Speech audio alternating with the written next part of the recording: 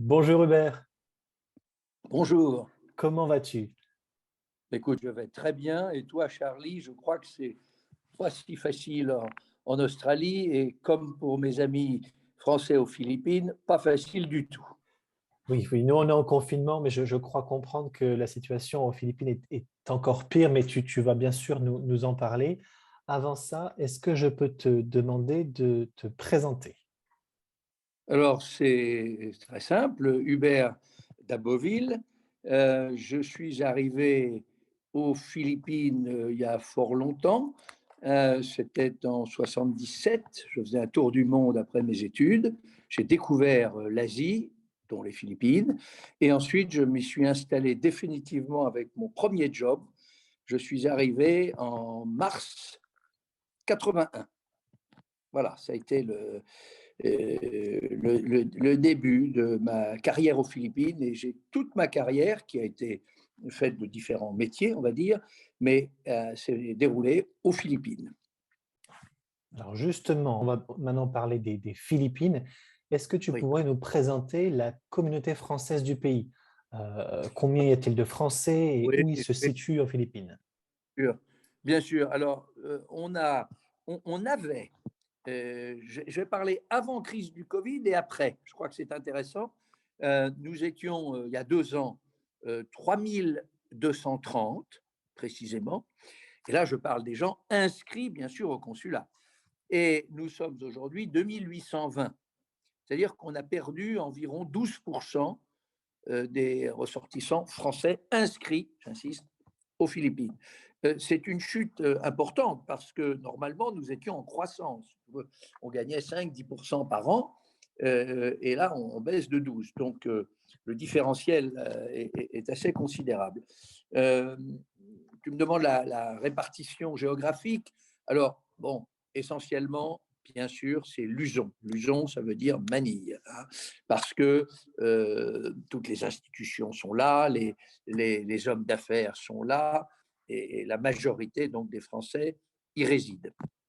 Par contre, cette répartition géographique, ben, elle suit le pays, c'est-à-dire Luzon, la grande île au nord, tout le paquet d'îles au centre, les Visayas, et la grande île au sud, Mindanao. Donc, premier, c'est Luzon, deuxième, c'est Visayas, en effet, et troisième, Mindanao. Sur ces deux autres îles, c'est-à-dire deux autres zones, Cebu et Mindanao, il y a beaucoup, beaucoup moins de Français. Je dirais qu'il y a à peu près 300 votants à Cebu, Cebu qui est, on va dire, la deuxième plus grande ville hein, aux Philippines, au centre de l'archipel, et je ne sais pas combien, je dirais 50 à Mindanao. Et qui sont-ils? Alors, nos retraités sont beaucoup dans les îles, dans les petites îles, des retraités, des Français qui ont des moyens assez limités, des petites retraites, et qui, vivant dans une île aux Philippines, eh ben, arrivent à vivre décemment, malgré le fait que leur retraite soit modeste. Très bien. Parlons maintenant du pays en lui-même, donc les Philippines. Quels sont les attraits du pays? Et je te demanderai aussi, qu'est-ce qui a fait que toi, tu as décidé de t'y installer? Bon, je vais commencer par les attraits du pays, je reviendrai sur mon cas personnel. Les attraits du pays, c'est d'abord sa population. Il ne faut pas tourner autour du pot. C'est sa population accueillante, euh, qui a, tu vois, moi je connais assez bien le sud-est asiatique. Dans quel pays on peut passer une soirée avec des autochtones et rigoler? Non, je ne sais pas, je ne connais pas suffisamment bien la Thaïlande, la Malaisie, Singapour, etc. Mais j'ai jamais eu les mêmes contacts. Aux Philippines, il y a quelque chose, ça vibre pareil. Est-ce nos traditions catholiques? Est-ce donc le poids qu'a la famille pour les Philippins et qu'on retrouve aussi chez nous, Français? Enfin, voilà, c'était donc en un mot, la population. Tu dirais la Ensuite, bien sûr, mixité, les mixités de population. Il y a vraiment un mélange, c'est très facile de s'y intégrer, quelle que soit Oui, ton origine? oui, oui, oui, parce que les Philippins sont très accueillants. Très, très accueillant. Donc, euh, tout de suite, quand je disais, tu passes une soirée, tu rigoles avec des Philippins, je voulais dire que c'est ça, tout de suite, il y a des terrains, on se comprend, tu vois. Les Philippins parlent bien l'anglais, très bien l'anglais. Bon, tu vas en Thaïlande, bon, ben, il n'y a que le milieu éduqué, professionnel, etc., avec lequel tu vas pouvoir communiquer facilement. Tu vas pas parler je sais pas moi, aux gens dans la rue ou dans les magasins en anglais. Ils ne parlent pas l'anglais. Euh, aux Philippines, c'est vraiment leur première langue. D'autant plus qu'il y a 80 dialectes aux Philippines et que un gars de Cebu, il a son propre dialecte. Il n'a pas envie de parler tagalog, qui est la langue officielle de Luzon, de Manille, de la capitale, tu vois. Donc, eux deux, même philippins, eh ben, ils vont switcher, ils vont parler en anglais, n'est-ce pas? Donc, nous, arrivant en parlant anglais, c'est très facile. Voilà. Et puis, j'insiste aussi sur les fondements même de leur religion, le catholicisme, qui est aussi la base chez les Français, ou en tous les cas pour la plupart. Voilà. Alors, ensuite, la beauté, la diversité du pays. Euh, c'est un pays très beau. Tu te balades dans les îles en bateau, enfin, c'est ravissant. Euh, je ne parle pas de la plongée sous-marine exceptionnelle, parmi peut-être les 20 pays les plus beaux au monde. Euh, voilà, donc tout ça, c'est ça. Tu me dis l'attrait du pays, voilà, population, et puis euh, la beauté de ces sites. Tu vois. Également, il y a des choses étonnantes sur la population. On a euh, des peuples indigènes assez extraordinaires. Moi j'ai une ONG qui s'occupe de ça, enfin, qui s'occupe, la Daboville Foundation and Demo Farm, et on est en contact sur l'île de Mindoro. On travaille avec des minorités. C'est absolument, c'est passionnant. Voilà. Et on a quand même 15% de la population de minorités, qui sont ce qu'on appelle des minorités. Donc, c'est très riche aussi de ce côté-là. On est un pays, j'aurais pu le dire au début aussi, de 110 millions. Et on est un assez petit pays. On est grand comme la Grande-Bretagne ou l'Italie. 300 000 km² seulement pour 110 millions. La France, 550 000 km² pour 70 millions. Donc, tu vois, la densité. Et puis, et on est vraiment sur les côtes, parce qu'il y a des montagnes et tout. Donc, on a une forte densité. Voilà. Bon, voilà pour le pays. Tu me demandes ensuite pourquoi moi j'ai choisi les Philippines. Alors c'est une longue histoire, je vais essayer de faire aussi court que possible. Donc en 77, voyage autour du monde, je passe par les Philippines, mais j'ai fait toute la route. J'arrivais des États-Unis, Hawaï, Manille. J'arrive à Manille, on me dit ¿Cómo está? Moi je parle un petit peu espagnol. Hein? ¿Cómo está? C'est comment está? Comment está? Et je lui réponds en espagnol. Voilà. Donc, c'était un petit tricycle, tu vois, chauffeur de tricycle. Puis on a continué en anglais, parce que mon espagnol n'est pas si calé que ça. Enfin voilà, donc je suis arrivé, j'ai beaucoup aimé, j'ai rencontré des gens du pays, je voyageais avec rien, vraiment avec 3 sous en poche, vraiment 3 sous en poche, couchant à la Belle Étoile, à Manille et autres. Et j'ai rencontré des, des jeunes, des petits brigands locaux, si tu veux, enfin des jeunes qu'on appellerait aujourd'hui délinquants, tu vois. Et je suis resté 15 jours à tourner à Manille, dans des îles comme ça, avec des gars qui me ressemblaient, si tu veux, en ce sens que j'avais un petit sac à dos et je voyageais autour du monde sans un rond. Voilà. Donc, l'accueil, tu traverses aussi les niveaux sociaux très facilement.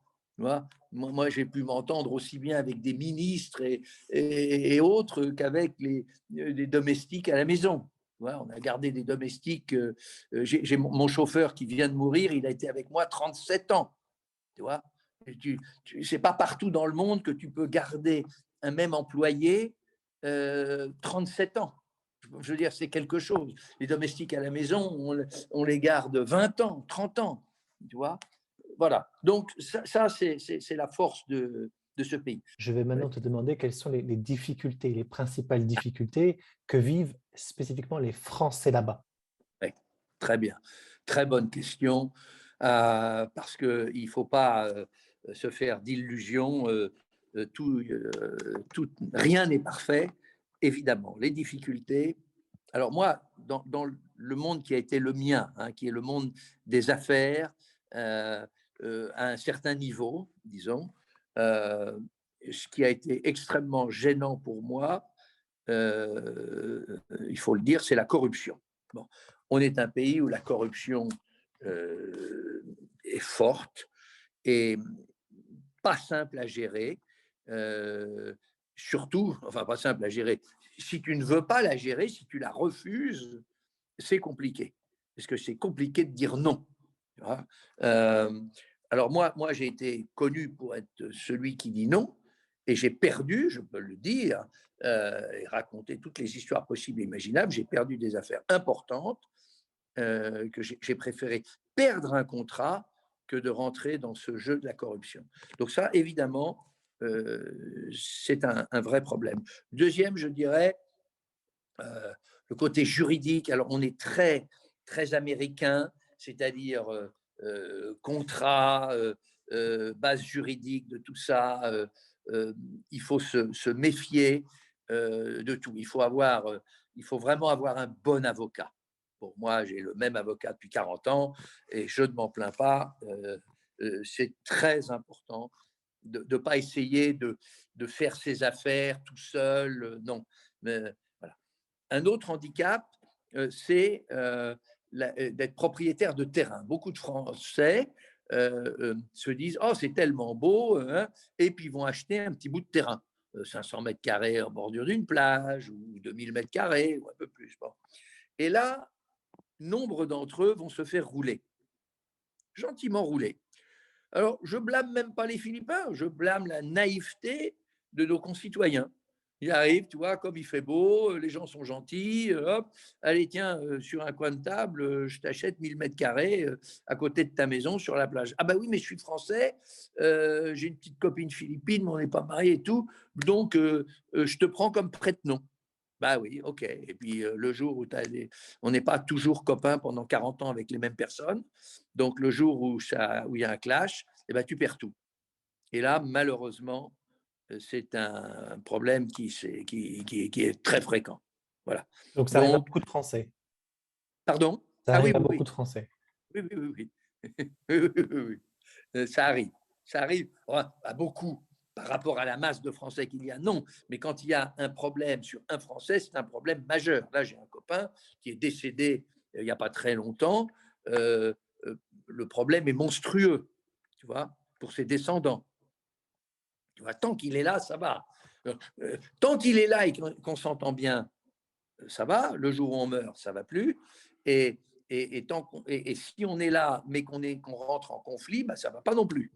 Voilà. Donc, se méfier de ça. Ne jamais acheter un terrain sans avoir verrouillé tous les documents. Tu peux te retrouver deux ou trois propriétaires du même terrain que tu achètes. Tu vois, c'est très difficile. Voilà. Est-ce que Comme tu autre. rajouterais à ces difficultés ce que tu as mentionné tout à l'heure, c'est-à-dire la météo parfois capricieuse? Tu as parlé Ah oui, d'ouragans, typhons. on fait avec, hein, je veux dire, ça c'est partout dans le monde. Il n'y a pas de pays où il fait beau tout le temps. Bon, nous, on est un pays à deux saisons, hein, la saison des pluies, la saison où il fait beau et soleil. Que te dire il y a 20 typhons qui rentrent dans les eaux, dans le territoire philippin par an. 20 typhons. Mais en réalité, sur les 20, combien vont passer, par exemple, à Manille, là où il y a plus de recentrisme? Bon, peut-être 3, tu vois. Et sur les 3, il y en a un, oui, bon, ok, tu vas avoir des trompes d'eau. Voilà, c'est pays tropical normal, je dirais. Tu vois. Mais globalement, la météo est plutôt sympa aux Philippines. Tu vois. C'est pas pour moi ça ne fait pas partie des difficultés. Tu vois, non, tu vois. D'accord. Alors, on a vu un petit peu voilà, les attraits et les difficultés du pays. Ça, c'est Oui, en temps normal. Maintenant, on est en pleine période de Covid. Je crois savoir que la situation est très compliquée aux Philippines. Est-ce que tu peux oui, nous expliquer comment ça se passe là-bas, à la fois pour les locaux et aussi pour les Français qui y sont installés? oui. Alors, une trentaine de millions, je crois, ont été vaccinés aux Philippines. Ça se passe pas bien. On est bloqué. On a des interdictions de circuler. Par exemple, moi, je rentre dans quelques jours. Je dois passer, j'ai une quarantaine de 10 jours dans un hôtel imposé, enfin, qui fait partie d'une liste d'hôtels. Et voilà, j'ai ma fille, j'ai ma belle-fille qui est rentrée avec un de mes petits-fils. Ils sont tous les deux. Mon fils rentrera plus tard. Ma belle-fille et son fils sont dans une chambre de 25 mètres carrés pendant 10 jours. Un petit garçon de 2 ans et demi, c'est pas évident. J'ai une de mes filles qui rentre le même jour que moi, le 30, avec ses 2 garçons de, je sais pas, 1 an et demi et 5 ans et demi. Je vais te dire, ces 2 garçons sont des piles électriques, évidemment. Se retrouver dans une chambre de 30 mètres carrés. Alors, elle a réussi à trouver un petit studio, une studette. Bon, mais c'est infernal pour des gamins qui ont besoin d'espace, qui ont besoin de courir, etc. C'est Voilà. dans le cadre Donc, de la la quarantaine, c'est situation, ça? oui, oui, oui, oui, pendant 10 jours. Voilà. Donc ça, c'est compliqué. C'est compliqué. Et ensuite, la vie de tous les jours, les restaurants qui ont le droit d'ouvrir, ensuite qui sont, 8 jours plus tard, on leur dit, bah non, il y a une recrudescence de cas de Covid, donc on referme. Enfin, c'est le yo-yo depuis un an. Très, très, très, très, très difficile. Tu vois. Alors, euh, ensuite, il y a les vaccins. Euh, euh, Pas mal de Français ont réussi à se faire vacciner dans leur barangay. Barangay, c'est le mini-ville. Il y a la ville et en dessous de la ville, il y a ce qu'on appelle le barangay. C'est donc une structure juridique très bien, assez efficace. Donc, pas mal de Français ont pu se faire vacciner chez eux, près de chez eux, Avec quel les vaccin? autorités locales. Alors, il y en a eu plus. Alors, malheureusement, je dis malheureusement parce que ça, euh, son efficacité, on peut être amené à en douter.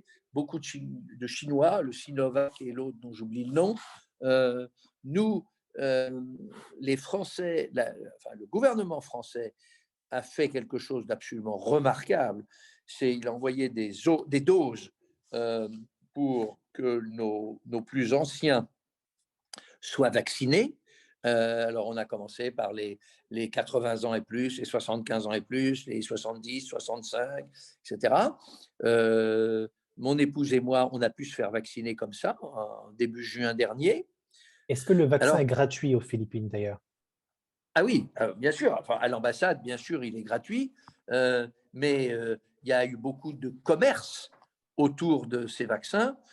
Moi, par exemple, j'ai acheté des vaccins, quelques-uns, je ne sais plus combien, pour 5 ou 10 personnes, que je peux donner, et à partir de la semaine, ou donner ou vendre au prix que je l'ai acheté, à des amis qui, eux, n'auraient pas pu se faire vacciner.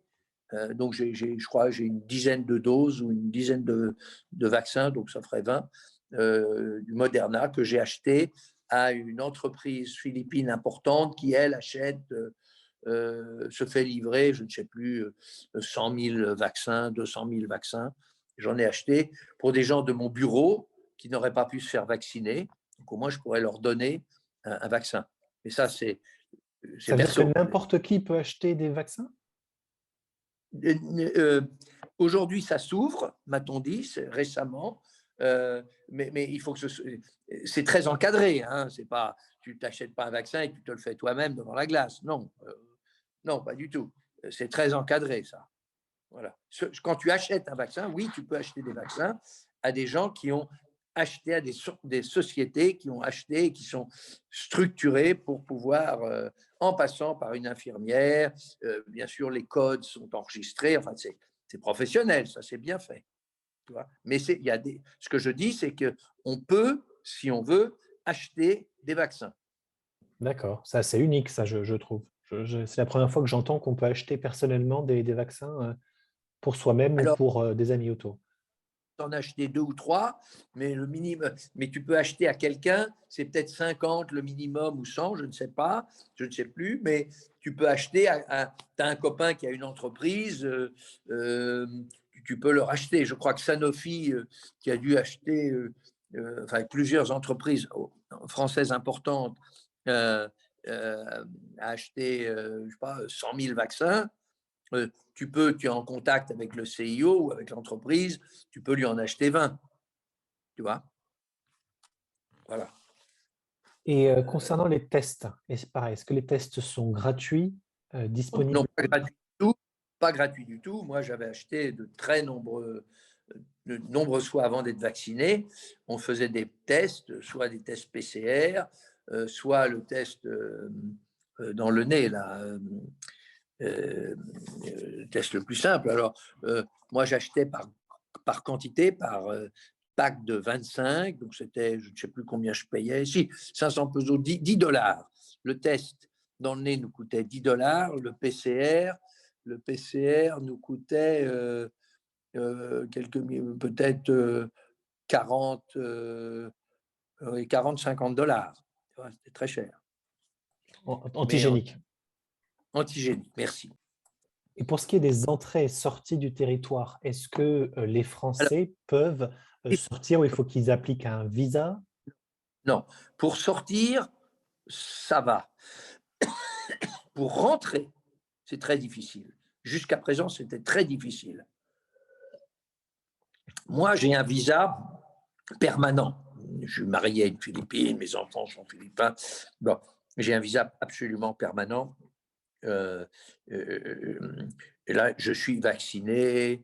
J'aurai en plus un test négatif, donc moi, je peux rentrer.